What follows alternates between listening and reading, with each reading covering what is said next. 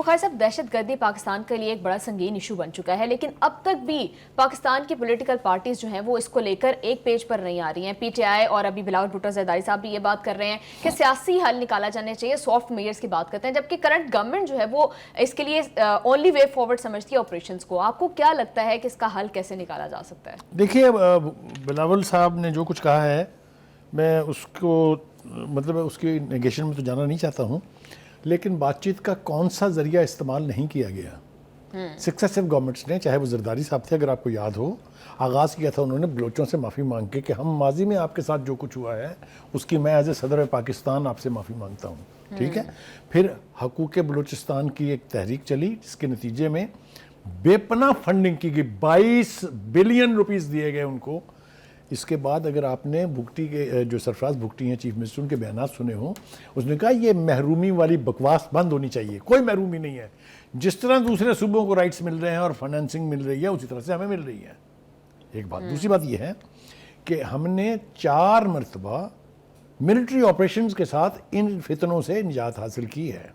آئیے میں آپ کو لے چلتا ہوں سوات، جہاں راہ نجات آپریشن کے نتیجے میں امن صاحب قائم ہوا، اور جو قابض ہو گئے تھے آ کے کراس دا بارڈر کابل سے آ کے لوگ، ان کو ہم نے واپس دھکیلا۔ اس کے بعد آپریشن ضرب عضب، اس کے نتیجے میں ہمارے فوجی جوانوں نے اپنی جانوں کے نذرانے پیش کیے، لیکن ان تمام دہشت گردوں سے جان چھڑائی ہماری انٹرنیشنل وار آن ٹیرر کے حصے کے طور پر۔ اس کے بعد پھر اس فتنے نے سر اٹھایا تو ہم نے آپریشن رد الفساد کیا، اس کے نتیجے میں یہ سارے ملٹری آپریشنز تھے۔ اب جو ہو رہا ہے اس وقت استحکام پاکستان آپریشن جو ہے، یہ بھی تو ملٹری آپریشن ہے۔ کسی بھی ملک کو جو خطرات دہشت گردوں کے ہاتھوں لاحق ہوتے ہیں، اس کو سویلین کریں گے ہینڈل، اس کو آپ مذاکرات سے کریں گے ہینڈل۔ آپ نے کر لیا ٹی ٹی پی کے ساتھ مذاکرات سے ہینڈل۔ میں آپ کو 20 مثالیں دے سکتا ہوں۔ they only because they are carrying the guns, they only understand the language of the guns۔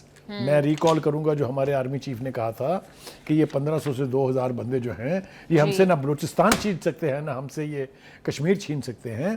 کہنے کا مطلب یہ ہے کہ military has to carry out the operation against those جو راہ کے پلوں کی طرح سے آ کے پاکستان میں ان سے ہتھیار لے کے، ان سے سرمایہ لے کے، ڈالروں میں پیسے لے کے پاکستان پر، اپنی ہی قوم پر، یعنی بلوچستان میں جو لوگ ان کا نشانہ بن رہے ہیں، دے آر بلوچس، تو بلوچوں کو مار رہے ہیں راہ سے پیسے لے کے۔ کیسے اجازت دی جا سکتی ہے اس کی؟